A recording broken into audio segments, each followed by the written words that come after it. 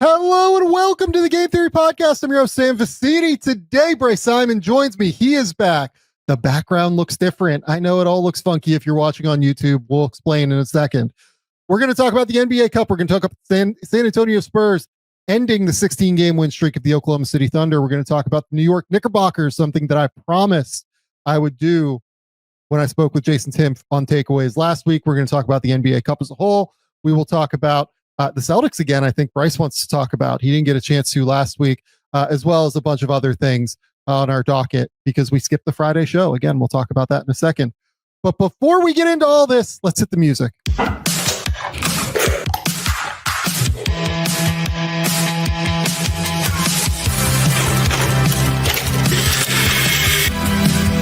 do have a timeout. Decide not to use it. Way downtown. Bang! Bang! What is this going to be? Wow! Are you kidding me? Hello and welcome to the Game Theory Podcast. I'm your host, Sam Vecenie. But if you watch the tape, what you will see completely orchestrated this game. Bryce, what's going on, buddy? What's up, Sam? How are you? I know you have a lot of information, a lot of updates you need to give the listeners, but real quick before that, I want to give a shout out to all the fans of teams who suck. And I did this on the Pistons Pulse. I did not realize, so I didn't start listening to podcasts till about 5 years ago. During that time span, the Kansas City Chiefs have been rather awesome. And so listening to Kansas City Chiefs podcasts has been rather fun. Here recently, over the last few weeks, the Chiefs have been a bad football team, culminating into today's loss and injury. And Sam, what I realized is I can't bring myself to listen to the Chiefs podcast. Like I don't have an interest in listening to people talk about this team that sucks. And it made me realize I did a Pistons podcast for 4 years of a team who sucked. And people actually listen to us. Yeah. So shout out all of the fans, the real ones out there of the NBA teams who suck, who either listen to the Pistons or listen to this, and your teams are not very good right now. We appreciate you so much. Bryce, like I'm wearing a Pirates hat right now. Like I will listen. Like I'm not like a long, like full-time listener. Like I'll pick and choose my spots a lot of the time, but like I will listen to Pirates podcasts. That team is bad, unfortunately, has been bad for a long time, but I would like to figure out what's going on with them and if there is hope. And if there's not hope, sometimes you want to commiserate with Bob Nutting being a terrible owner. Hopefully he spends some money this summer. Hopefully they trade for Brandon Lau. Like I would love all of these things to happen. But we appreciate everybody from a bad team that comes and hangs out here. We do try and give the bad team some love. Don't think we're doing a ton of that. I am you today. Have no, I have one. Not necessarily the entire team, but we're gonna talk a little bit about some of the teams at the bottom of the standings today. Definitely. Okay. So what happened this last week? So Bryce and I did not record on Friday. The reason is that on Wednesday going into Thursday, really on Wednesday my time, I pulled my back terribly. And literally, this is actually the first day where I've been able to sit in a chair at my desk. Haven't been able to really stand for more than 15 minutes at a time until yesterday. It was really the worst I've ever done my back. It was a combination of factors. One of which is that I was hitting golf balls at the simulator and hit an approach shot and just was trying to turn it over and draw it in and just felt my back go. Another one is that my wife and I just bought a house literally 9 days ago. And that means we have to get moving here and try to sell our house. Right. So we had to get the house in order in a significant way to do showings and everything that literally started this weekend. So that was a whole thing. 45 different things going on. That's why the background, if you're watching on YouTube, shout out to everybody watching on YouTube, by the way. That's why that looks a little bit different right now, is because we've rearranged some of our rooms and everything. And, this probably will be the background up until February or so, whenever I move into the new house and get things a little bit more in order. But, a lot going on here. lot going on, Bryce, unfortunately. Schedule for this week is normal. You will have a Monday show, a Tuesday show, a Friday show. The thing about this week, though, is that we are replacing the NBA draft show with a trade show, essentially. Honestly, like, I didn't see a ton of the college stuff. I was doing as much as I could with my back to like be able to keep up with NBA, and I just kind of missed a decent amount of the college stuff. So my next 2 days is like really, during these couple of windows here where there aren't as many NBA games as normal, really trying to catch up and like, watch the 2 AJ games and watch. I know that Darius Acuff played really, really well for Arkansas yesterday. Like, we're going to run through all of those probably next week at some point and talk through like the point guard race and everything like that. But honestly, just on my end, like on Tuesday this week, I didn't feel like I'd watched enough college basketball to be able to do a college show. And our scheduled show for Friday was going to be an NBA trade deadline, like kind of primer, given that tomorrow is December 15th. And that's when people are eligible to be traded for the first time. So that's kind of a layout of what's going on with the show right now. Totally normal. Everything is good. Just getting back into the swing of things a little bit. Yeah, it feels very weird for me because I had skipped the weekend before, thought I was going to the aforementioned Chiefs game. We ended up not even going because my wife off. Yeah, my wife got very sick, and so we didn't go.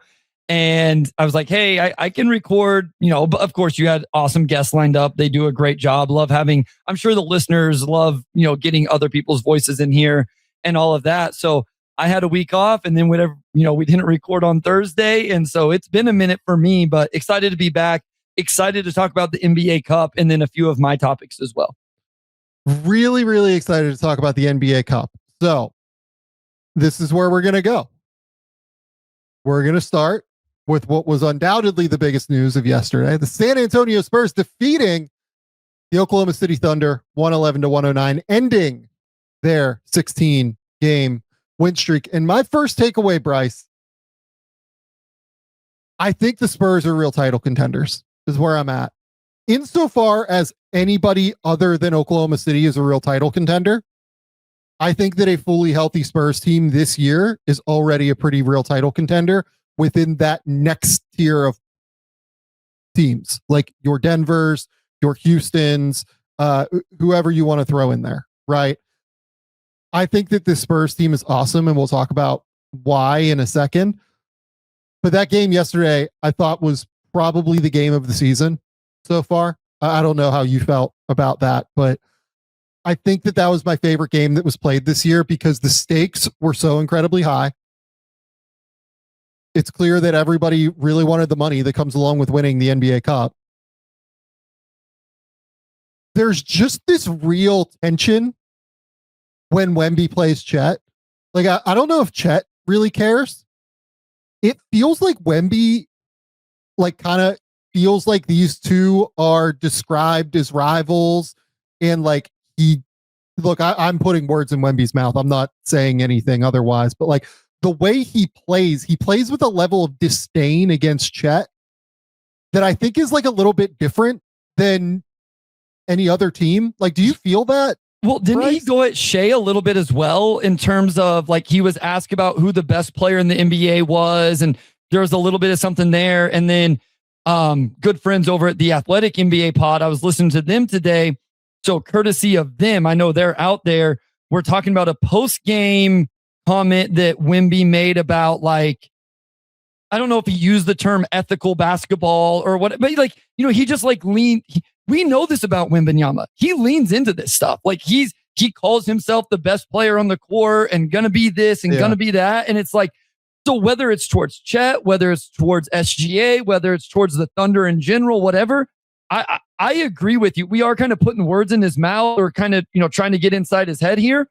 But I do think he has a little bit of this to him of, I'm going to let you know, and I'm going to go out and play, and I'm going to go out and try and prove it.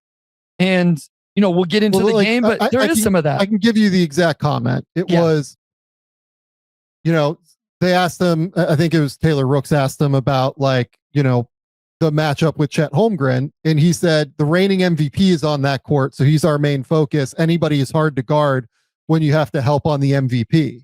Okay. So like he just completely like threw away Chet. And you remember like these guys have played throughout their careers. I remember being in the Denver airport, going to Summer League, watching what must have been the U17s, U18, something like that. The U19 World Cup where Wemby was playing underage. Okay. And won MVP of that event.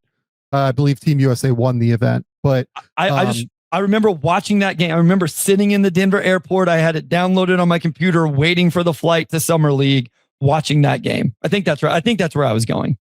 Yeah, it was unbelievable. The timing is right there. It was unbelievable. So these two like have some history, and like I'm curious. I'll say that. Like I kind of love it that these two have like a real, or at least like on the Wemby side. Like Chet was asked about it, and Chet like gave the non like answer compliment that everybody does, right? But man, like I don't know. It feels like there's something to these two, and I guess I'll just like kind of give you a chance to talk here. What did you love about that game before we get into why I think the Spurs are like genuine title contenders? So I want to make sure I get this out in the clear, because we're going to spend a lot of time on Wembanyama, especially if we're talking about them as real title contenders. I continue to be most impressed, and I think this is a gauge of expectations, because I think we both expected Wembanyama to be a top 5 player in the league when healthy this year, if not more. Yeah. I continue to be impressed with the other guys on the Spurs. Sam, the second quarter run, here's the play everybody's going to remember. They're going to remember the Wembanyama 3-pointer right before half, right? Wembanyama was on the court, but he wasn't the dude that spearheaded, at least offensively, the initial run. That was spearheaded by Fox. I believe it was Harper, and by Castle. And so like that is Vassell. I misspoke there. Fox, Harper, and Vassell. I thought it was Fox for the most part. Yeah, it was, but like Harper had a bucket there. Vassell had a bucket. Like those are the guys that have impressed me. And I would listen. I think Steph Castle is awesome. I'm like getting into dangerous territory of what I think Stephon Castle already is. Same with Dylan Harper. Every note I have on De'Aaron Fox this year is I love the way he's playing right now. I've watched so many games where I swear he doesn't take his first shot till 9 or 10 minutes into the game, but he's still competing defensively. He'll get a steal here or there. And then whenever the time comes for him to make a shot, he knocks it down. I didn't think that they would fit this seamlessly together. And I think that's what impresses me the most is they all just kind of understand their roles and they've embraced it. And it's not going to be perfect. I still think it's like, is there enough shooting? Is there not? Like all of that. But he seems to have done it. Harrison Barnes knows what his role is. I think Devin Vassell, I brought him up a couple weeks ago. I think he's embraced it. I realized Wemby is the most important. Dylan Harper's guarding his butt off already. Steph is a two-way player. I am so impressed with everything around the orbit of Victor Wembanyama, along with the elite talent that he is. I think that what I'm most impressed with is very similar to what you're saying. It's the way that the orbit complements Victor, I think, is what I would say above all.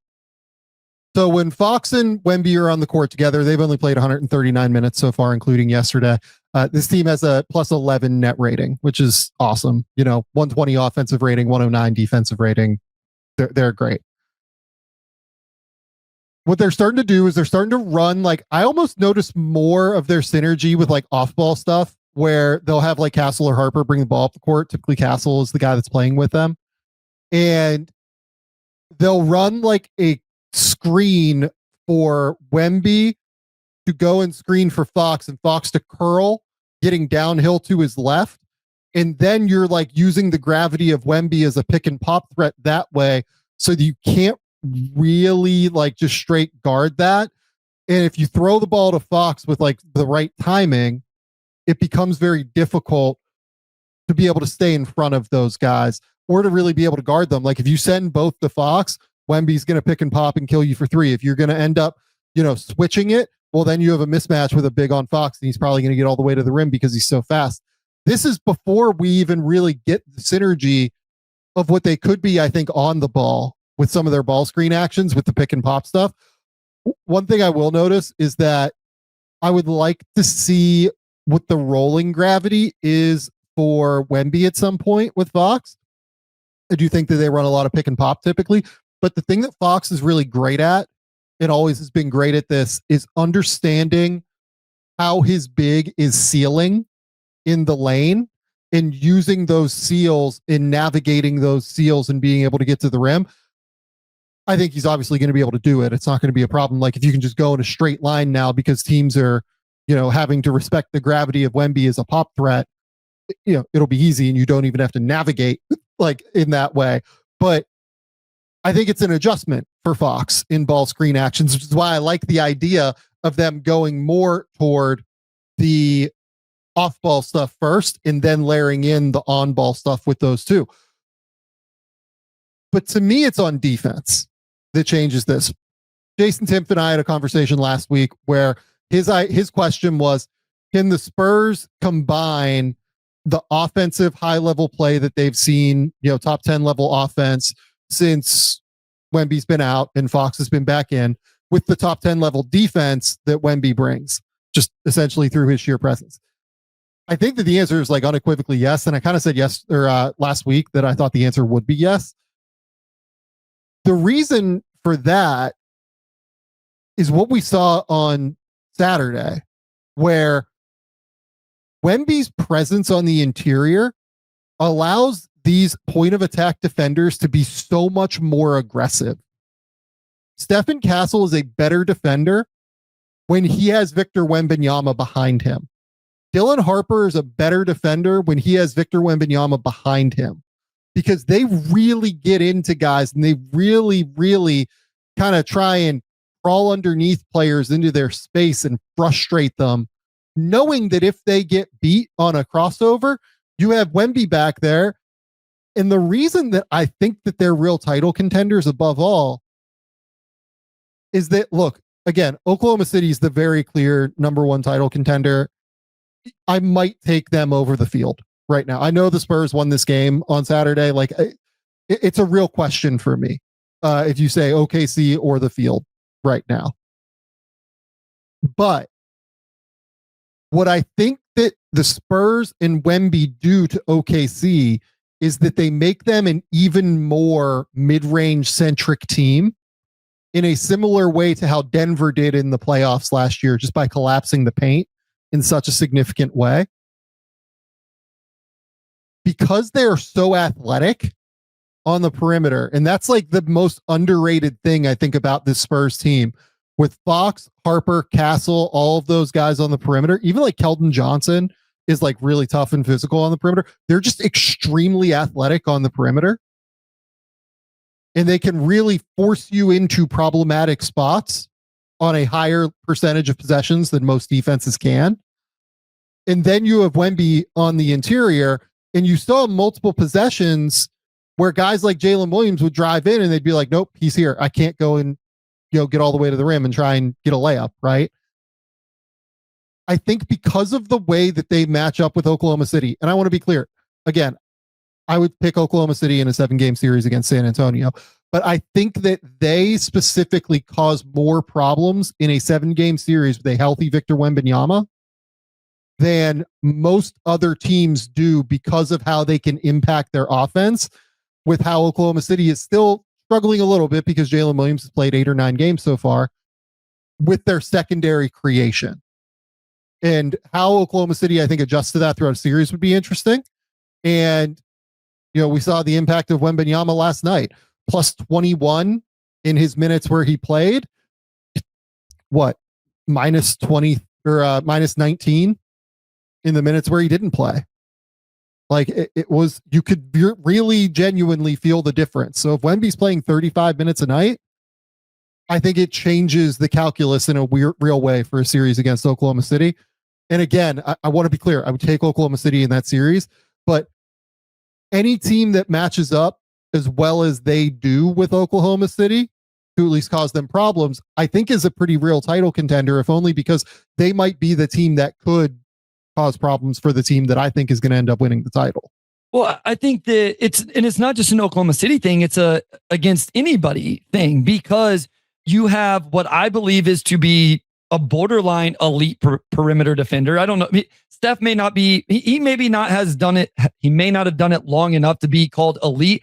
I think Steph Castle is a really, really good perimeter defender. And then you do have an elite interior defender in Wemby. And then you add in these other guys. So no matter what team it is, right? Like, let's say it's the Nuggets. Well, you at least have Castle to go guard Jamal Murray and then Wembanyama behind him. Somebody like the Lakers, at least you have Castle to go take on Luka. And then, like you said, then you at least have other athletes around that. De'Aaron Fox's speed maybe, could give Austin Reeves some trouble.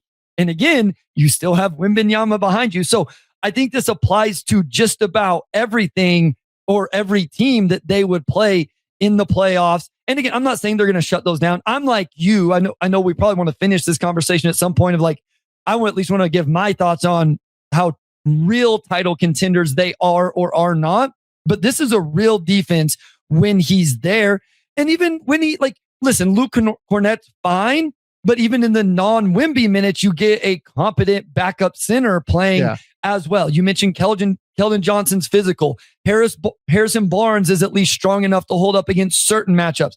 I think Vassell is trying, like he's giving real effort and energy. Like he's a guy that I think has really bought into the role. That is another thing I will say quickly. I do think Mitch Johnson did a nice job in this game with the rotations, the way he staggered Wembanyama's minutes and making sure he was in there at the end of the first half, in there at the end of the second half.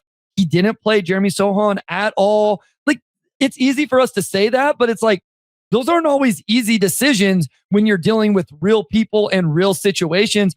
I thought he pushed the right buttons in this game, which is the closest thing we can get to a quote unquote playoff type atmosphere. So we're going to do trade deadline tomorrow. Obviously, this is a Spurs team that has a ton of things that they can add if they want to at the deadline, right? I'm not sitting here saying that they're going to. This team has been pretty, patient with their build to this point, but they have a first round pick swap from Atlanta if they want to use it this year. Probably only end up with one first rounder this year, I believe. Only one first rounder next year because they send theirs out to Sacramento or Oklahoma City. They get Atlanta's. But then in 2028, they have their own first and Boston's first from the Derek White deal.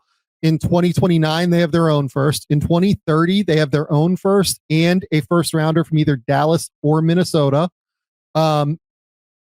Is that a swap or is that might be a swap? Wait, and then one? in 2030. That's the swap, and 31's the Minnesota's pick. That's from the Dillingham trade, right? I think 30 is the Minnesota pick. 31 is the swap with Sacramento from the DeMar, Chicago, sign and trade stuff, right? Okay. Oh, yeah. Okay. Because I think that's the pick in that deal. Amazing. I know, it's so funny. That's Brian Wright doing really, really well. But if they want to, they can go out and really make some hay on the trade market. What I would say is this though on them, we'll talk about this tomorrow. I don't think I would do Giannis now if I'm them. This game, as much as any other, kind of convinced me that I don't think I am as interested if I'm them in accelerating my timeline. I might want to just let this play out a little bit more and see what these guys have. If the price is right for Giannis, the price is right. Okay, whatever. But I don't think I would give up a crazy package for Giannis at this point because I really like what they're building. Yeah, I mean, I think the hard thing for me would be, listen, and I've been a little bit nervous, and we'll see what it looks like in the playoffs, but I've had questions about this 3-guard trio and what did it look like. And again, people always say you can't have too many ball handlers, and my counter is, but you can have too many non-off-ball players. And right now it's working. Right now, hand up, it looks like I was wrong about, I don't think I was wrong about having questions, but it looks like they're going to be able to figure it out and it's going to work. And we'll see in the most high leverage situations. I don't think I would want to get rid of that 3-guard trio. Obviously, you're not trading Wemby. Is everything that's left enough to get you? I mean, if you package all the picks, but you got to make the money work somehow. And the one thing I will say is all the guys then you're moving are the guys that are providing floor spacing right now in Devin Vassell, in Harrison Barnes, in Julian Champagnie. And so if you're going to trade all those guys, then where does the floor spacing come from? Because as I've mentioned multiple times now, those roles are vital to the success we have seen from this team thus far. Yeah, I think that that's absolutely right. I think that if I was them, I would want to surround Wemby and Fox with like as much spacing as possible. Wemby, Fox, and Harper and Castle particularly, just like go get as much spacing as possible and let these guys who slash like crazy and get to the rim and, you know, find little avenues to the basket, like give them as much space as humanly possible, be able to score. So I guess I'll ask you the question, like, where are you on the Spurs? Like, are they real title contenders? Yeah. So listen, I know I've previously said, my kind of theory is that you don't go into your first playoffs and go all the way to the finals and win it. Right. So my only hesitation from like putting them in like that tier is that, and that could be a flawed idea. I could be wrong. If there's a player that's going to, break through that, it is Wembanyama. I do just struggle a little bit that rookie Dylan Harper playing this role for them, second year player Steph Castle playing this role for them is going to be able to do this in a playoffs where, like, Sam, think about what they're going to have, like the path that it is going to take in the Western Conference for them. Like right now, this is their path. They would play the Lakers, then the Thunder, then either the Nuggets or the Rockets. And I struggle a little bit. A team who hasn't been there with the roster full of players, not all of them, but a lot of them that haven't been in that. That is 3 hellacious series that you have to go through. But with that said, like, I'm with you. I'm right there in the next tier still. So I guess I would call them title contenders, even though I struggle to see or like to really predict that they're able to do that with this amount of inexperience. But that's my only argument, I think. Yeah, I mean, like right now, the Nuggets would be like the Suns, then the Rockets, then one of the Thunder and Spurs. The, Rockets would be the Timberwolves, the Nuggets, and then one of the Thunder not Spurs. Exactly easy either. Yeah. Like, the Lakers are the Spurs, then the Thunder, then one of the Nuggets or Rockets, probably, right? Like it's the West is just unrelenting in that way. Like, I think that a huge advantage is probably, look, like Golden State's sitting here at 8 right now, and I think Golden State's really good, and they're probably going to end up as the 7 seed. So, like, God, Golden State is really good. Like, I wouldn't want to play them at full strength in the playoffs either. We saw the way that they pushed Houston last year and beat them, right? So, man, I don't know. This is every series in the West is just going to be miserable. Is the reality. And it could just come down to like health as well. There's going to be part of that. I think that's why I'm leaning into a little bit of the experience aspect as well. Like I'm just, again, I think I can have them in the same tier, but at the end of the day, like Jokic and Murray and Gordon, like those guys have went through, maybe not the gauntlet it's going to be this year for teams to get there, but they've went through that. Even I think the Lakers are fundamentally flawed on the defensive end right now. And, that would be something I'm sure we'll talk about on tomorrow's episode. But, those guys, they have guys that have made that run through a playoffs. I struggle to think in this Western Conference that as much as I love Steph Castle and Dylan Harper and all of these guys, that they're going to be able to do that in the first year.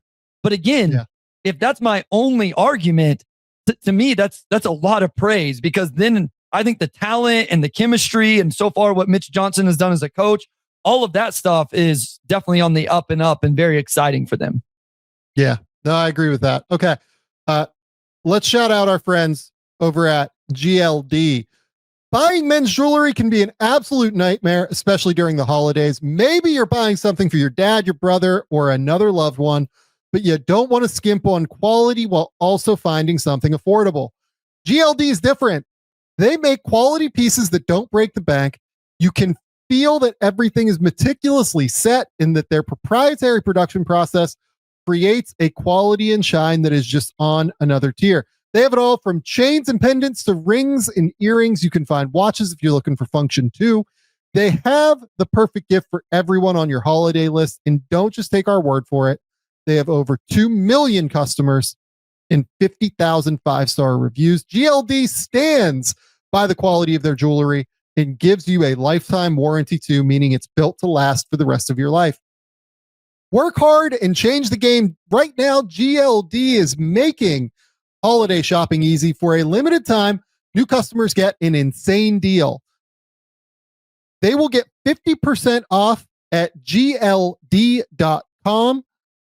with the promo code Game Theory. That's 50% off with the code Game Theory at GLD.com. After you purchase, they'll ask where you heard about them.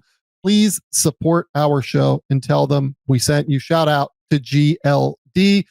We also got a shout out, longtime sponsor of the show, Nutrafol. You've probably seen a million ads for hair growth products and thought, yeah, like that's actually going to work. Look, Nutrafol is physician formulated, it's clinically tested, and dermatologists recommended. If you're dealing with hair issues like thinning or shedding, you're totally stuck on what to try next, Nutrafol is a great answer. You can feel great about what you're putting into your body since Nutrafol hair growth supplements are backed by peer-reviewed studies, and they are NSF Contents certified, the gold standard in third-party certification for supplements. While many supplements rely on ingredient studies, Nutrafol clinically tests final formulations to ensure their efficacy using a variety of hair measurement tools like hair counts and pull tests to assess growth, quality, shedding, and texture. See thicker, stronger, faster growing hair with less shedding in just 3 to 6 months with Nutrafol. For a limited time, Nutrafol is offering our listeners $10 off your first month subscription and free shipping when you go to Nutrafol.com and enter that promo code Game Theory. Find out why Nutrafol is the best-selling hair growth supplement brand at Nutrafol.com, spelled Nutrafol.com, promo code Game Theory. That's Nutrafol.com, promo code Game Theory. Okay, we're doing takeaways a little bit differently today because we want to talk through all of the cup stuff. So I'm going to go through all three of mine, and then Bryce will go through his 3 takeaways. The second one is the New York Knicks. New York Knicks beat the Orlando Magic 132-120 in the semifinals of the NBA Cup. It is Knicks and Spurs for the NBA Cup. I think that my takeaway here is that the Knicks are better with Josh Hart starting. And I know they went through that stretch earlier in the year playing the 2 bigs and everything. They are now 9-1 in the 10 games that Josh Hart has started this year. And I think that where I'm at on this, the numbers look pretty similar, in all honesty. With Mitch starting, or with like Mitch playing with Karl Anthony Towns, or Josh Hart playing with Towns without Mitch. Like, I'll go through those numbers in a second and we'll kind of run through them. But like, I think the big thing for me is that I just really like the way that Hart plays with the starting lineup. And I love using Mitch off the bench to just dominate backup centers and to go and get and chase offensive rebounds and make their lives absolutely miserable. That's really what it comes down to for me. It feels like their rhythm and flow is much stronger when Hart is starting and when Mitch is coming off of the bench, in my opinion. And that's not to say that you can't like stagger lineups and then you have minutes where Towns and Mitch play together. I think that's absolutely critical. And ultimately what's going to make the Knicks really good and a really tough out in the playoffs is the fact that they can go both big and small in their small lineup, because Anunoby is as good as he is and as strong as he is and as physically as he is on defense, allows you to play pretty big while you're playing small, even with Towns at center. I ultimately do think that their overall rotational flow is better when Josh Hart is starting than when Mitch is starting. Where are you at on the New York Knicks following their 132-120 win in the NBA Cup? I mean, just real quick, if I told you player A plays 30 minutes a night and has played 24 games this year, and player B plays 17 and a half minutes a night and has played 17 games this year, which player do you think makes more sense to be in the starting lineup? We've talked about this recently in terms of just like the chemistry, the continuity, and when you're always like switching the starting lineup in and out and all of that. I couldn't agree more. Mitchell Robinson off the bench is a cheat code. Like, that is incredible. Like, it just, and then you can make a decision. Okay, I need to get him in early because we're getting dominated on the boards, or they subbed that, Towns got 2 fouls on their starting center. Now we can get him in early and he's going to dump, whatever. Like there's all sorts of options. GMAC is going to hate me for this. I'm sorry, GMAC. But the argument is always, well, you bring in Towns so you can play 5 out. I think you need to look at the other side of that as well. You bring in Towns so you can have 4 out and play somebody who does all of the little things that Josh Hart does, even as a quote unquote non-floor spacer. And I know right now people will point to he's making 38% from 3 and all of that. He didn't make shots in this game and it still looked okay. And I just think everything else he does is so valuable. And so my point is, you have the 2 wings, you have Brunson, you bring in a stretch 5 so you can have a quote unquote non-shooter like Josh Hart. Now, do you have to be rigid and do it all the time like Thibodeau? No, you don't. If it starts to really hurt you, then you insert Deuce McBride when healthy or Jordan Clarkson or whoever. But I mean, the thing was, Mitchell Robinson can't shoot either. So that never made sense to me that he was the guy that was inserted. And maybe that's still where Knicks fans will be. I just think the idea is defense, obviously, like the trade-off of defense. Here's the other thing, though. OG and Mikal have been so good defensively. It's working right now. And I do want to give Mikal a shout out. I have been very hard on Mikal Bridges probably about 12 months ago, really started to call out his defense and yada, yada, yada. I think he's been incredible this year. I think his disruption numbers, I'm pretty sure steals wise, especially, but he has been very disruptive defensively. I think even just like foundationally, solidly, whatever you want to say, has been good. Obviously, the listeners know what we think about OG and Anunoby. To me, this starting lineup and how it's playing right now is the realized version of what they were going through. 4, you have Brunson playing at an elite level as a primary scorer. You have Towns doing his thing. And then you have these 3 wing defenders. Even though Hart isn't as good defensively, it's the loose balls, it's the hustle plays, it's all of those little things that he does. This looks good to me with the starting lineup. It's just really about the depth. Yeah. And so in these numbers, I included Jalen Brunson just because, how it affects Brunson is ultimately like the entire, reality of whether or not this is effective or not for the Knicks, right? Lineups with Brunson, Hart, and Towns without Mitch, plus 19. They score 137 points per 100 possessions. That's 241 minutes, much larger sample. They just obliterate everybody on offense. And the defense is not great, but it's not like so catastrophic to where the trade-offs aren't worth it. With Mitchell Robinson in, with Brunson and Towns without Hart, it's a 131 offensive rating and a 107 defensive rating. So the defense is much better. It's a really, really high-level defense. And, they've played 53 minutes, so it's a smaller sample. But at the same token, I still think that the flow just looks better when I watch them. And I think that when they play better teams, it makes more sense to have Hart out there in the starting lineup whenever you're playing like smaller teams. And then you have Mitch come in the Steven Adams-ian role and just obliterate the glass and then like make life really hard on backup centers, right? And you can play Towns and Mitch against backups and let those guys really go to work, right? So to me, it's more of a flow thing. Like it feels better with these two. I think that having all of these guys together on the same roster is ultimately what's making the Knicks successful. Now, the question for the Knicks is, are they good enough to where they can win a title? Honestly, like I'm not super convinced of that quite yet. I do think that they're the best team in the East.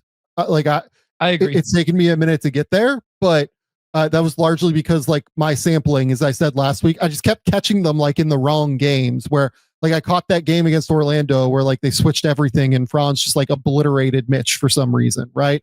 And I caught the game against, I think it was like Atlanta or whatever, where they just like didn't play, wildly well in that game, right? So like, or the Miami game where they lost by 2, and then I caught the Boston game where they lost by 6. Like I just kept catching these weird games where it was like clouding my sample of them a little bit more. And I watched, basically all of their last like 12 games over the last week. So I just wanted to understand it a little bit better. And yeah, it just feels like they have a real flow and identity now in a way that with Mitch out there, they felt exploitable to me. Like they felt a little bit more exploitable when you played more minutes with Towns and Mitch together against really good like perimeter players, and you're switching everything for some reason that I still don't totally understand why they switch everything with Mitch out there a decent amount of time. But like, you can mess with the scheme and you can make things work a little bit better that way. Like maybe that's the trick to make this work even better. But again, like when Mitch and Towns are out there together with Brunson, it's a 107 defensive rating. So like, who am I to say that it's wrong? But it feels exploitable, I guess, to me against good teams, based off of just the weird sampling that I've caught. I think that ultimately where I'm at though is because I do think they're exploitable against a team like Oklahoma City, against a team, I'm really interested to watch the San Antonio game because if they play two bigs against the San Antonio team, I do think that these athletic guards have a real chance to cause them problems. And we'll talk about that in the next takeaway box that we're going to go through. But like, I'm very, very interested to see that game, to see how they match up against one of these really high level teams from the West, because to this point, it does feel like the Knicks are really taking care of business against great teams, and they're taking care of business against bad teams, but they're also taking care of business against really good teams too. And I don't want to lose that necessarily. If you look at cleaning the glass right now, and you filter it for the top 10 opponent point differential box, right? They're 5-3 against teams that have a top 10 point differential in the league. They would actually be expected to have won more of those games as well. Like, I think that one of those games is like a funky injury deal, but I don't think many of them are actually all that flawed in that way in terms of sample. It is an 8-game sample. You don't want to go too crazy, but I do think that this Knicks team is the best team in the East is where I'm at right now. Like I feel pretty good about that. Yeah, I don't feel good about it because like Detroit has just been so good, but I think it's the right answer for me as well. The net rating says that. I think it was hard to say this a couple of weeks ago just because the difference in standing was different as well. Like the gap was a little bit more. And now, New York has won 9 of 10 and 5 in a row, all of that going into this cup game. And they've looked good. Like, Sam, this is what it was supposed to look like, right? They are second in offensive rating on NBA.com. I think B-Ball Reference has them third. Depending on which one you're looking at, they're right there, around 10th in defensive rating. This is the realized version of the New York Knicks that if you want to talk yourself into them going to the NBA Finals, this is it. Be one of the best offenses in the NBA, which is what they've been right now. It looks good. I love some of the transition stuff they're doing where Mikal Bridges is so good as an off-the-ball mover for this team. Cutter, relocator, transition, all of it. And then defensively, just don't be awful. Don't be in the bottom half of the NBA. If you're top 10, this is definitely the best team in the Eastern Conference. And then might even be a chance that, if you go to the NBA Finals, you're going to say, you'll give them the Indiana Pacers puncher's chance from last season, right? That like you have Jalen Brunson, Towns gets hot, these wings play really well. And again, I will point to this one more time. I know we're not talking about it right now, but if you find the right depth, if you tell me who players 7, probably 8, who is player number 8 for this team, assuming Mitch Robb health and Deuce McBride health, who is player number 8 that's going to help this team in the playoffs? You can't go through you can't win 16 games with 7 dudes in the playoffs, in my opinion. I think they got to have another dude that they trust. I will say this, like I thought Yabusele was unplayable in his 4 minutes. It's been so disappointing.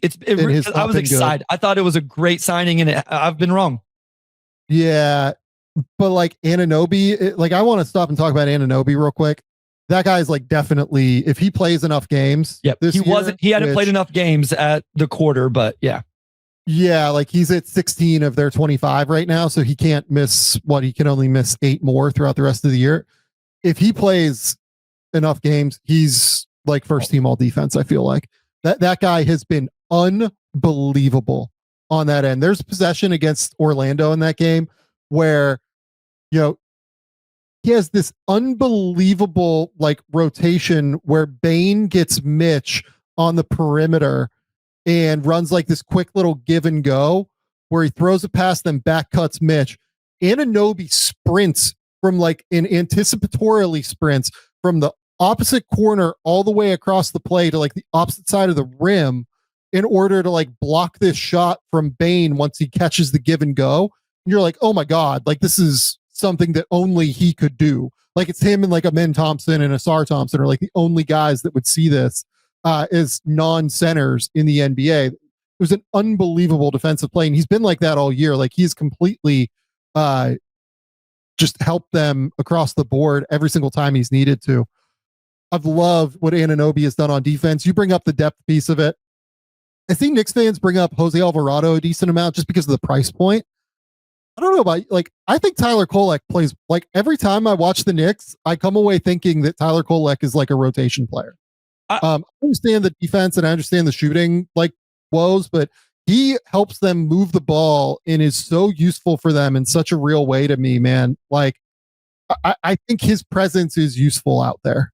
I'm fine with him in the 82 game rotation. I don't know that you're going to be able to trust Kolek, and maybe you can piece it together. Maybe there's a series where he's the guy, and then there's another series where Shamit's the guy, and then maybe you can get one series out of Yabusele, and you know what I mean? Maybe you can piece it together.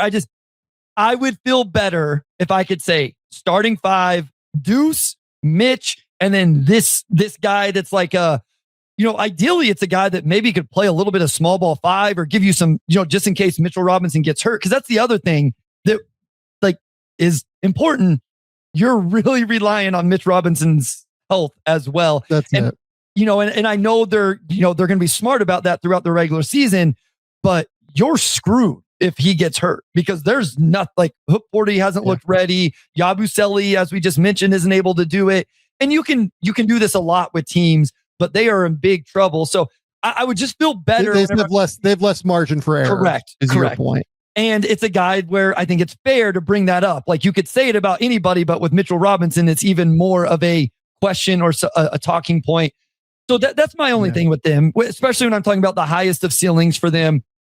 I would love for them to add one more piece that I felt great about in a playoff settings for 4 straight series. We'll talk about that in the next episode as well. But look, they're 6-2 this year without Mitch. But if you look at those games, the last 4 of them have been Washington, Memphis without Edie, Brooklyn, and Charlotte. Those are the last 4 games that Mitch has missed. Just going to be easier against those teams, obviously. Sure. So my final takeaway here is it's actually a question. Who wins the NBA Cup? Who wins this thing? This has been a lot of fun. I've been able to catch all of these games, which has been good. I know some have been better than others. I usually don't have notes on blowouts, but because of some of these ended up that way, I do. Man, I've been going back and forth. I really like the way both of these teams are playing. I'm going to lean into the Spurs. I think just the way they're playing right now, we mentioned it earlier. I'm not saying the Knicks don't want it. I'm not saying that, I think this is a stage that Jalen Brunson absolutely loves. I think, these guys will be there for it. But it seems like Wembanyama really rises up in these moments and the fact that he's there. And I think I'm just going to ride that bandwagon for another game, at least with this. So I think it'll be a good game. I'm interested to see what the New York offense looks like against this defense that we've given a lot of love to. And then, can the Knicks do anything to the Spurs offense to slow them down? But I think I'll go ahead and go Spurs with this one.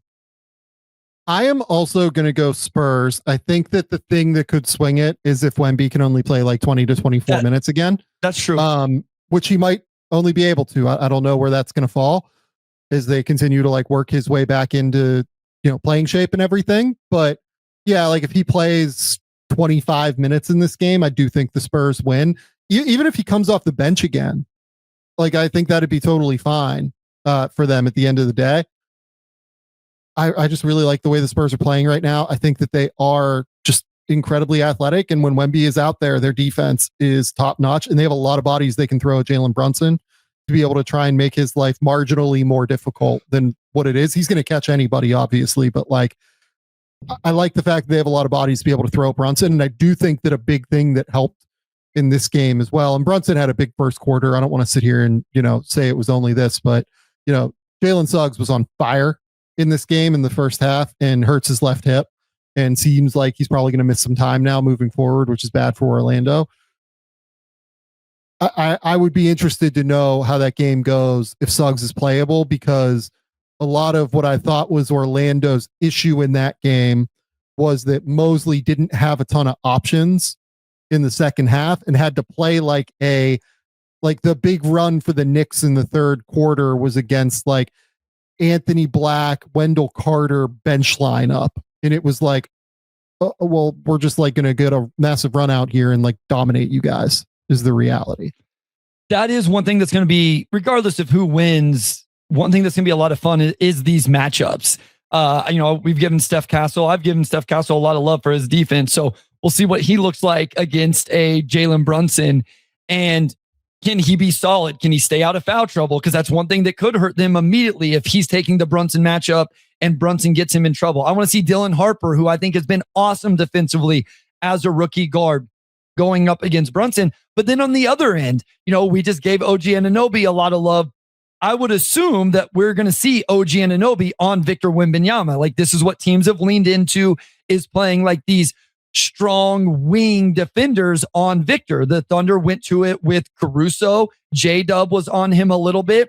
I would assume they won't want to put Cat on him. Maybe we see some Mitchell Robinson on him. I think the most likely matchup is OG Anunoby, which is another part of it. If you're the Knicks, do you try to match minutes with Wemby? Like, based on how they used his minutes in that game against the Thunder, does Mike Brown try to match whoever he thinks is the best matchup for Wembanyama? Maybe he thinks it's Mitchell Robinson. Maybe you try to match minute for minute Mitchell Robinson with Victor. Or if he thinks it's OG, does OG's rotation change?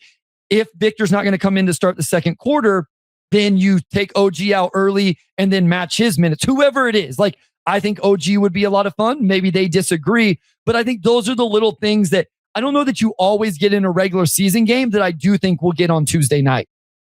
Yep. Okay. Your first takeaway, Bryce Simon.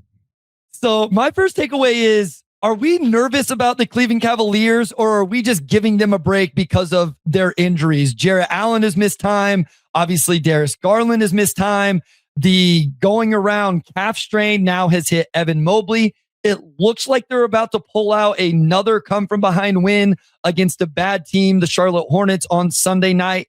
As we record this, we haven't been able to watch. Like 10 going into the fourth quarter. And this happened I watched the game against the Wizards the other night, and it took Donovan Mitchell heroics. It doesn't look like that's what it was tonight, just based off the box score. Maybe it was Darius Garland heroics in this one, but I walked away. Like, everybody likes to call them soft. I think, I just feel like they lack intensity right now. Is this hey, we've done it in the regular season, the playoffs is the only thing that matters? Is this just an injuries thing?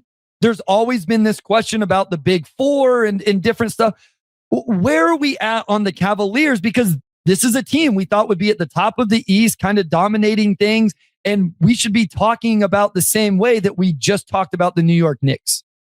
Yeah, which, by the way, I believe that Brandon Miller just drilled a three in order to tie this game with 5 seconds left. So there we go. Live update over a game that happened yesterday for you guys. Yeah, right. I'm inclined to say that injuries are the biggest problem here. Okay. I do think that the issue is that they just have not been healthy. But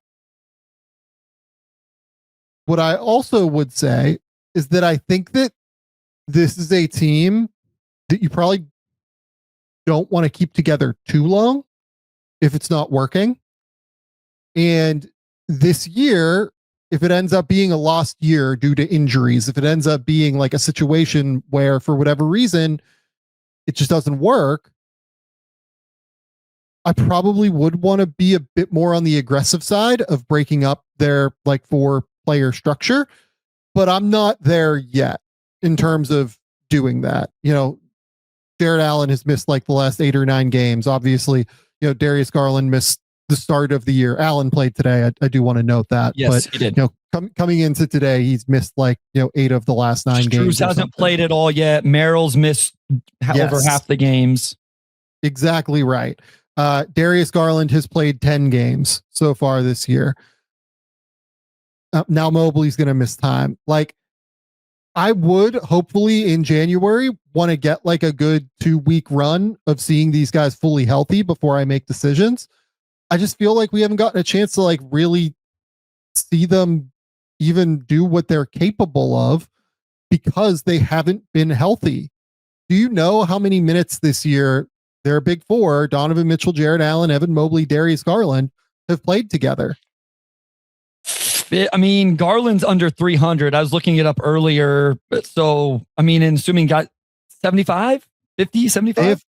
They've played 50 minutes together this year. And they obliterated in those 50 minutes. Like they beat opponents by 40 points per 100 possessions in those 50 minutes. But it's 50 minutes, right? Like it doesn't really mean anything. And if you go back, right, last year and this year combined, you include those 50 minutes, they beat teams by 12 per 100 with all four of those guys out there. So like, I understand the hesitancy to not want to break these guys up. And I think if I was them, I would want to see a bit more, or I would want a bit more time with this group, I think is where I'm at. Like, I would want to see them play together for just a little bit longer and see if we can kind of run this out a little bit more. I agree. I am a little more nervous just because I've always had some questions about whether, going back, I think 18 months now, whether this big four all fit together. The thing I will say is like, I've seen a lot of people talk about like Darius Garland and like Darius Garland is getting to his spots. Like he's just not making shots right now. And it looks like he made a few more today. And I think that's a big part of it. Mitchell's been incredible. Mobley hasn't made a jump offensively from what we saw last year, at least.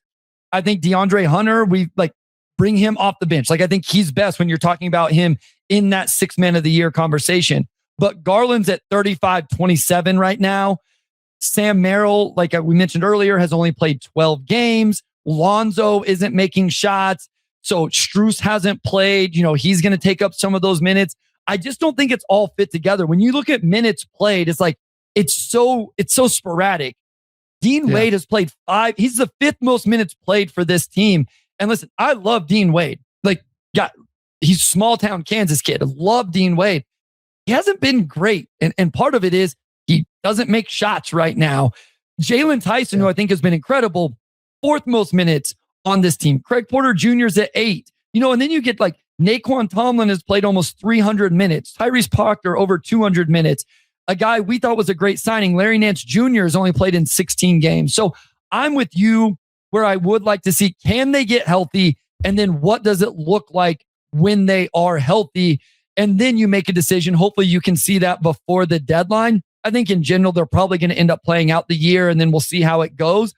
I do have a little bit of like, I'd like to see a little bit more. Again, I didn't think it was intense enough, but when guys are in and out of the lineups and figuring out their roles and playing above their roles and all of that, sometimes those things can happen. And they are still in net rating in the NBA. Yeah. So it's not like, even though they're the 7 right now, that Eastern Conference, 1 win, 1 loss here, and you could go from literally from 3rd to 8th with 1 loss and somebody else winning. Well, and a part of what they did last year so effectively was play at tempo, right? Like they really played at a super high speed, super high tempo. And because Donovan Mitchell and Darius Garland have only played 170 minutes together this year, their tempo's 10th in the league, right? Like they haven't been able to like get out and play at the super high breakneck pace that we've wanted to see. And oh, by the way, when Darius Garland and Donovan Mitchell play together, plus 7.2, right? Like they've been really good together. Now, I do still think that with Cleveland, there are these inherent questions as to, are they too exploitable defensively with both Mitchell and Garland out there together? Are they too exploitable with both Allen and Mobley out there together? Is Jared Allen and paying him $30 million when you have Evan Mobley and you might go smaller in the playoffs? Is that advisable? All of these things are like completely real questions to me, and I don't have an answer to them right now based off of what we've seen. We just haven't seen them play enough together this year to even know like well, okay, like, is this becoming more comfortable now? Are they getting better at this now? Or is it just a situation where they can't do anything about it? I just don't. I wish we had more answers. We just don't with this team, unfortunately. Two quick things. One, they were in 3-point percentage last year, second. And right now they are 28th in the NBA. So like, they're just not making threes. Some of that is, a guy like Sam Merrill not being in the lineup is a guy that knocks down a lot of threes. A guy like Darius Garland taking a ton of them, not making them right now. Even DeAndre Hunter is at 31%. The other thing I will say, I've done this as well. I think it's easy to talk about moving Darius Garland because of the defensive aspect. I do think if you're going to move Darius Garland, you better have a plan to make up for the creation that he has. Well, that, Bryce, but also, okay, on the trade market, right? You have, potentially, I'm not saying these guys are available. In fact, I think like a lot of these guys aren't available right now. Right now at this second, as I say this, but could be available come February. You never know, right? LaMelo Ball, John Morant, Trae Young, like that's kind of a like buyer's market, right? If you have that many point guards that could theoretically be had at some point, then do you get enough to move Darius Garland at the end of the day? Or is it that you're trying to move Jared Allen? If you're trying to move Jared Allen, like what is his return like right now? Jared's been pretty good when he's been on the court this year. Like I don't really have a ton of problem with what he's done. I think that he probably hasn't been quite as effective defensively as what we've seen previously, but like what is his market? I don't really know. So it's easier said than done, I think, to trade all of these guys is what I would say too. Yep. And they have to replace a lot of his creation if they were to move him, because right now I don't believe Evan Mobley's ready to take another step offensively. And there's nobody else on the roster, in my opinion, especially since Ty Jerome is gone. And I wasn't anti that move at the time when you had to make a decision between guys theoretically and all of that. But there isn't a guy to replace the Garland creation for teammates. And so if you were going to move him, you better have a plan in return of that trade or a secondary move to replace at least some of that. Or I think you could end up with, hey, where's our creation outside of Donovan Mitchell? Yeah. Okay. Your second takeaway, Bryce. I want to talk about a team that I would guess, I don't know, this will be interesting. We can start with this. I think maybe the most surprising top 6 seed in either conference right now. I think definitely for you would be in either one. Maybe San Antonio in the West. Probably maybe an argument for Philly in the East, but the Boston Celtics right now being third in the Eastern Conference. And I know I just said, they could lose a game and somebody else win and all of a sudden they're in the play-in. But this team is 6th in net rating right now, Sam. This team is 4th in offensive rating. And this is a team where Derek White is shooting 33% from 3 and Peyton Pritchard is shooting 34% from 3. We know it's just like a volume game with them in terms of 3-point attempts and 3-point rate. And then they just never turn the ball over. That was one thing that really stood out to me whenever they beat the Detroit Pistons was Detroit really thrives on turning teams over. And then that gets them some transition. And that's how they disrupt you offensively. And Boston just didn't turn it over, kept taking threes. And eventually Derek White got hot in that game. Jaylen Brown, we talked about on the All NBA episode or quarter season award. He's been absolutely insane this year, especially from 2-point range. Taking almost 16 2-pointers a game is just ridiculous stuff. But then how about some of the other guys? Jordan Walsh giving them production. Josh Minott. These guys, even when Hugo and Baylor Shireman get in, they do positive things. I saw a game where Xavier Tillman gave them good minutes. They will be another team we'll talk about on the trade deadline primer. But I've been really impressed with Missoula, with what Jaylen Brown has done, but even Derek White, Peyton Pritchard. And it's the comment here was, GMAC took the over on the Boston Celtics. I do then go, what do they do now, Sam?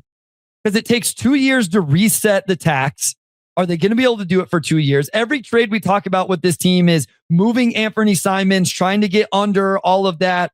What if Tatum is going to get back at some point? Can you talk yourself into this team is in a good spot that we're actually buyers at the deadline? I don't want to go too deep into this now. We'll talk more about it tomorrow. But I've been very impressed with where the Celtics are at right now, what their role players have done. And I find myself very fascinated to see what the rest of the season ends up looking like for them. Yeah. So on Tuesday, we have like a one big trade idea that we're going to do, where we come up with like a crazy deal. Mine involves the Celtics, and we'll talk about that on Tuesday.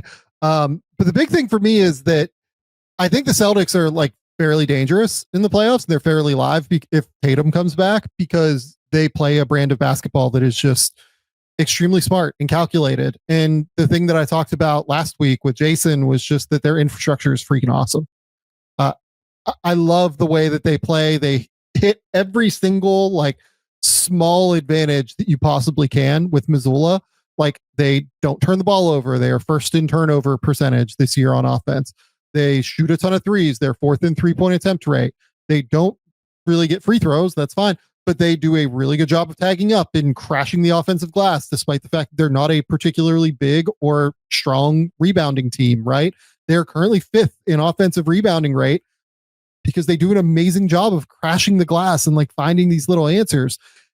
They're 28th in defensive rebounding rate, despite the fact that they're just like able to find these extra possessions. Like, they win the second chance points game seemingly every night because of the fact that they have this system where they just crash the glass and create extra possessions. Like, they just win the 3-point battle in the possessions game every single night. And it's a huge factor for me in terms of being able to believe in them transferring from, one game to the next, it feels like. Yeah, and they have these guys that just, Derek White he's such a closer. He makes these big time plays that like it's winning plays. He'll make a hustle play there that leads to a 3-pointer. We know like the defensive disruption with the blocks. He's averaging over 1.3 steals and 1.3 blocks per game. And the scary thing is with him, he's gonna shoot the ball better. I think I think he already has. Peyton Pritchard has, but those guys are going to continue to make shots. I think what's exciting for them is like, you may have found something in Jordan Walsh, who's, it's not super high volume right now. It's only 39 attempts, but is shooting ridiculous from the 3-point line, has shown he's been awesome. Yes. Shown real potential on the defensive end, like getting after it, taking real matchups, causing disruption with his play, makes hustle plays, just, plays extremely hard. And so that's what's exciting about this season for them as well is, yeah, you're having these star players play well, but then can you also figure out like, oh, Jordan Walsh is actually a rotation player for us. Maybe Keita's a backup center for us. Maybe Hugo. Again, I've liked some of the stuff that I've seen from Baylor Shireman. Maybe I've only watched the right games. So I just think if you're a Celtics fan, this has gone as good as it possibly could have so far. And again, like, you're foreshadowing here and teasing a little bit. I think there may be more like, hey, let's make a big move and let's go compete in this wide open East, as opposed to let's get and cut salary and get under the tax and we'll come back at it next year. Yeah, I think there's a real chance of that for what it's worth. I wouldn't be blown away. And again, like we'll talk about that maybe in the next episode, but I wouldn't be stunned if they decided to go for it and think that Tatum might be back. Maybe he won't be back, and we're all putting the cart before the horse a little bit. But it seems like he wants to come back, right? Yeah. Yep. So no, I've loved the Celtics. I talked about them a lot last week. I don't know that I need to like belabor the point or anything like that. They have been awesome, and I am so impressed with just their overall infrastructure every single time that they bring it game in, game out. Okay. Takeaway number 3. So you mentioned this at the start. I like to give a little bit of love to the teams that are in the bottom of the standings that maybe we're not talking about enough. I wanted this to be a full Utah Jazz segment, and I couldn't really figure out the context or the angle that I wanted to go to quite yet. And so it turned into let's just show some love to the seasons of Lauri Markkanen for the Utah Jazz, Denny Avdia of the Portland Trail Blazers, a guy like Michael Porter Jr. for the Brooklyn Nets, who's just like having an insane season for them with his shot making. I kind of cut it off there. I mean, listen, even a team, even like James Harden for the Clippers, like as much of a disaster as that has been, is having a good year. But it was more of these younger-ish type players. I realize those aren't super young players, but I do think as the season gets lost for some of these teams, sometimes we forget about those guys because they're not going to get all NBA love because their teams haven't won enough for that. They may still get all-star conversation stuff. We'll see. But I do think that these guys are putting up really big numbers, and I realize they are on bad teams, but I still think you watch the games, you see what they're doing, and it still is impressive, at least to me. Yeah, no, I mean, Michael Porter is the name that stands out there to me. So Brooklyn's in its, downturn of a schedule right now, right? So their last 5 have been before tonight. I actually don't know if they play tonight, to be honest with you. They do. Yeah, so they have played Charlotte, Chicago, Utah, New Orleans, and Dallas, right? And Dallas has been a little bit better recently.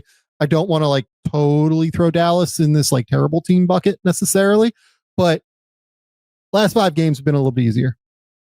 He's played 4 of those games. He missed the Utah game.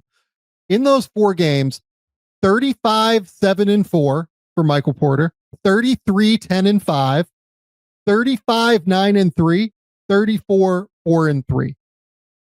He's just been outright awesome. He's been incredible to me this year.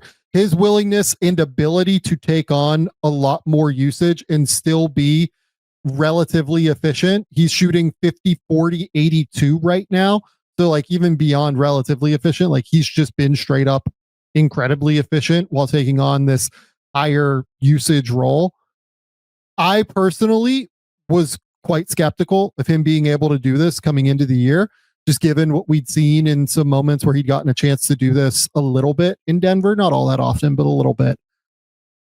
I did not see a season where he would be averaging 26-7-3 with a true shooting percentage 8% above league average. I think that he is someone particularly that has been helped a lot by Cam Thomas being out of the lineup. It just feels like the ball movement is much better in minutes where Cam Thomas is off the court and Michael Porter Jr. is on the court. The Nets only lose those minutes by 2 points per 100 possessions.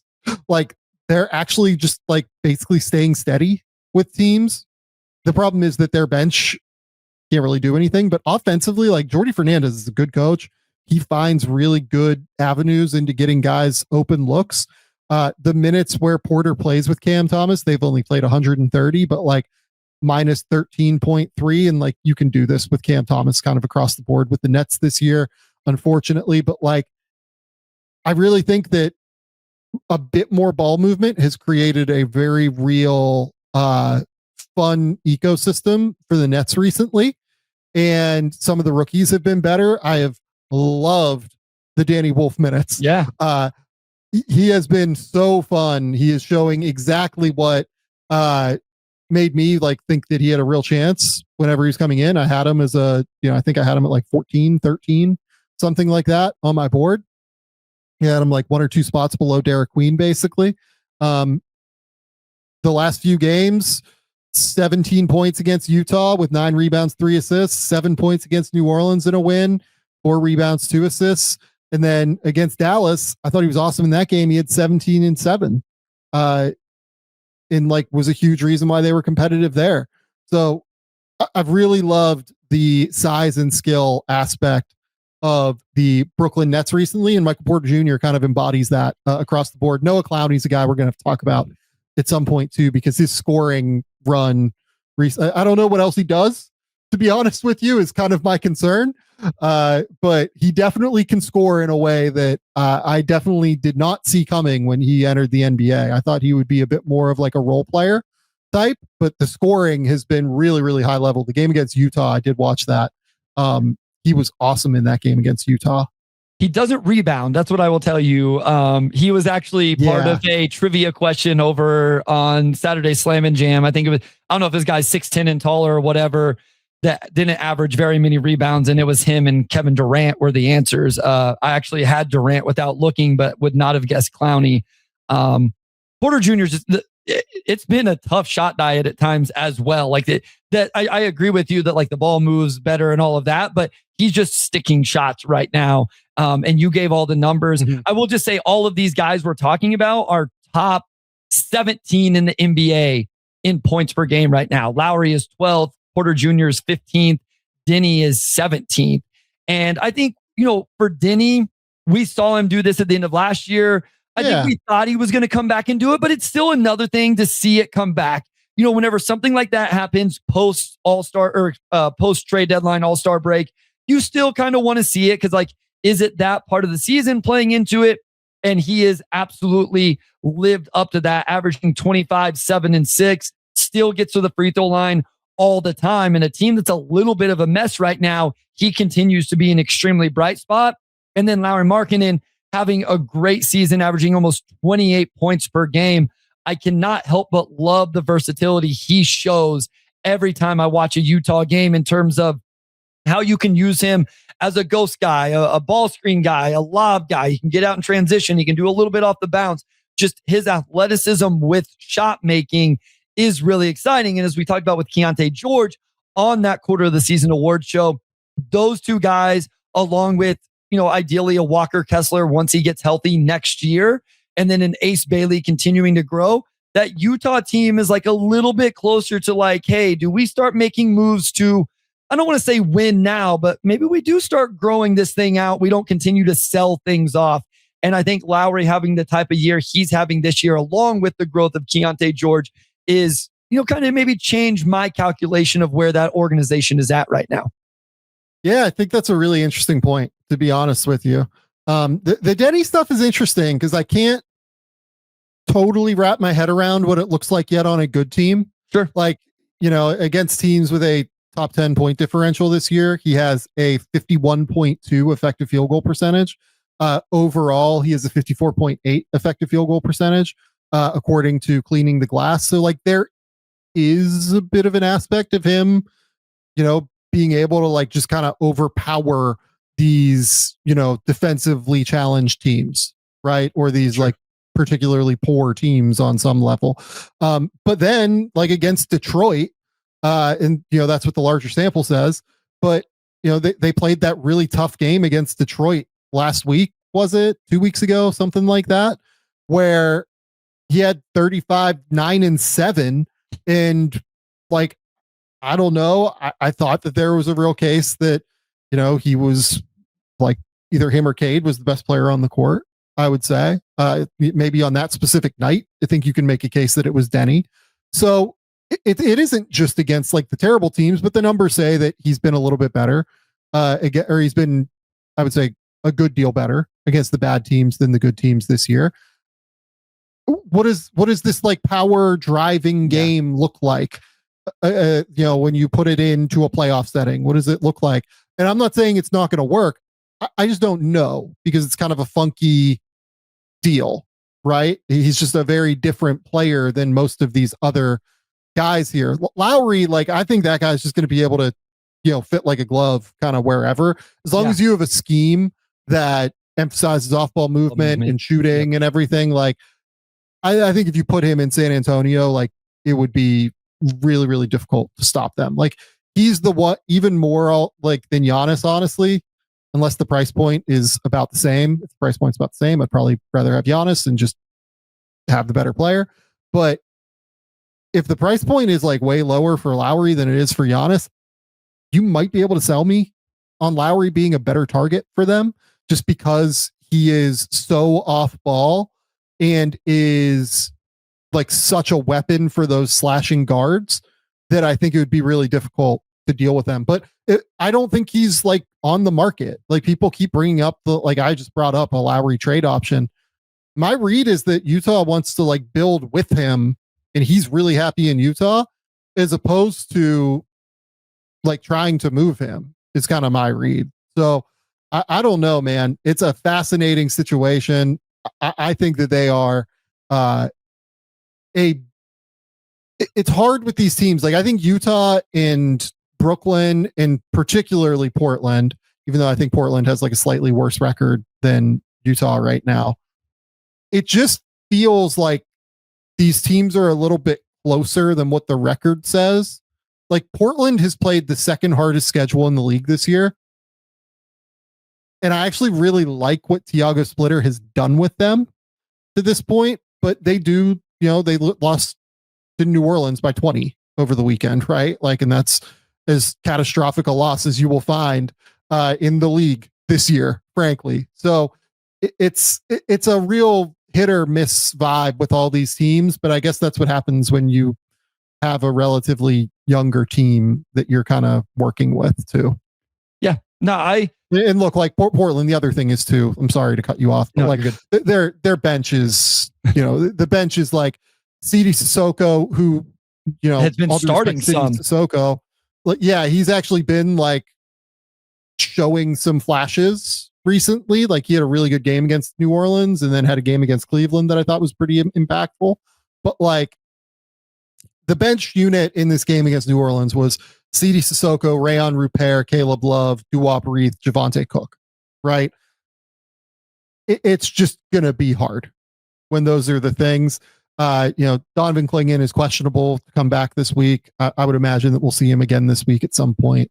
And he'll really help them when he gets back. But yeah, like these teams just don't have great depth. And we're seeing, league wide this year, I think that when you don't have great depth, it can be a little bit harder. Yeah. And obviously like Drew Holiday has missed some time. So I don't know. These guys have put up really good numbers. And again, I wanted to make sure, just talk about them a little bit because the team issues that we've been talking about here now, and sometimes they can get lost because obviously when your team's not winning, you're not talked about in that same level of conversation. And I do think just individually, they've had some really good seasons thus far. Well, and like this is another guy we've brought up recently, but a person that fits into this conversation is Trey Murphy, right? Yeah, sure. Trey started quite slowly in those first 8 games. In his last 16, he's averaging 24, 6, and 3.5 with 2 steals, shooting 53, 36, 90. He has been incredible for New Orleans. Basically, like I would argue, since the Zion injury, which is like another thing on why I think New Orleans should be pretty strongly looking to move Zion at the deadline if they can. But like he has looked incredible to me, especially over this recent run. 24 against Portland, 32 against San Antonio. That game was sick. He had 33 against Minnesota and another really, really sick game that was like kind of a duel with him and Anthony Edwards, if memory serves. Yeah, that was the game where Ant had 44. Like Trey Murphy's another guy like on a bad team that you bring up here that I think has been really, really fun. Can I bring up one more guy that is not a star on a bad team? Sure. But I think deserves like a little bit of credit. Marvin Bagley Jr. this year, he puts up numbers, has like been pretty good. Like I just want to at least like acknowledge that Marvin Bagley Jr. is putting up basically career numbers right now on the offensive end. Had 15 and 13 against Cleveland in a really tight game over the weekend. He had 22 against Milwaukee in that win with Giannis on the court, where like it didn't feel like Giannis went super hard there at the end, in my opinion. He had 13 against Philly, and then tonight against Indiana, maybe his best game of the year, I would argue, where he ends up with 23 and 14 to help them, get another win here. Like, just a really, really fun player that I love these stories of guys that like really struggle early on, highly touted players that, take some time and figure it out. He's still terrible on defense. Like we can acknowledge that, and it is what it is. But if I was a team that needed a big at the deadline, I would probably be looking at Marvin Bagley right now, because I think he has played well enough to where that is warranted, at least. So it wasn't overtime. They blew out the Pacers. Here's what I've always thought about Marvin Bagley, even in the time that I watched him in Detroit. I think he is a third center in this league. Like, I think he is a big that can play, especially in the regular season, and give you minutes. Maybe he ends up being like, I think in the right context, he could be a very productive, second big. Like, honestly, like if you put him with the Pacers and that style when everybody's healthy, that could be interesting for him. And so, yeah, and people know this. I value that third center role and position. And so this isn't a knock on Marvin Bagley. I thought about that then. I literally just wrote it in my notes from a Wizards game that I watched the other day against the Cavs. He can really put up numbers. He can really rebound. He can play finish. And so, yeah, shout out Marvin Bagley for his play here recently. Well, Bryce, we've gone long here, gone for an hour 25, which is pretty good for us. Mm-hmm. Phillip Rivers still beating the Seattle Seahawks right now, by the way. Amazing. 13-9 with 5 minutes left in the third. Threw a touchdown to Josh Downs earlier. This is great. We're just the Phillip Rivers show continues. 44-year-old Phillip Rivers, man. It's the craziest story in sports to me. I love it. It's amazing. Good for him. It's unbelievable. Like, completely insane that this is like actually working right now against one of the best teams in the league, by the way. The Seahawks are 10-3. Like, they're awesome. Their defense is great. McDonald's like an awesome defensive mind. It's hysterical that this is working. His press conference, well, I usually don't listen to press conferences, but his press conference, some of his answers the other day were really fun to listen to. Phillip Rivers. So the NFL has made a terrible mistake if they didn't mic him up for this game. Sure. Like, of all people to mic up, I think you have to mic up Phillip Rivers in a game where he is returning at 44 years old, where he does not give any does not care. He's just out there having a fun time. Be a blast. Be an absolute blast. Okay. Bryce, tell the people where they can find your work. Tell the people what's going on. Yeah, at Motor City Hoops on Twitter, on Blue Sky, Motor City Hoops Substack. If your favorite team plays the Pistons, Game Theory Substack, which we actually haven't mentioned yet, still providing content over there. I did a LeBron James breakdown. I did a Chet Holmgren breakdown. Obviously, we'll have stuff this week as well, along with everything we're doing here with the podcast. Shout out to Bryce for saving my butt over the weekend, because God knows that I had no chance to do anything. I am going to have a Darren Peterson breakdown for Tuesday or Monday, not sure which day yet. I have to do a couple of things writing just to catch up on like the Athletic job. Go to the Athletic, keep me employed over there, but also gametheorysamv.substack.com.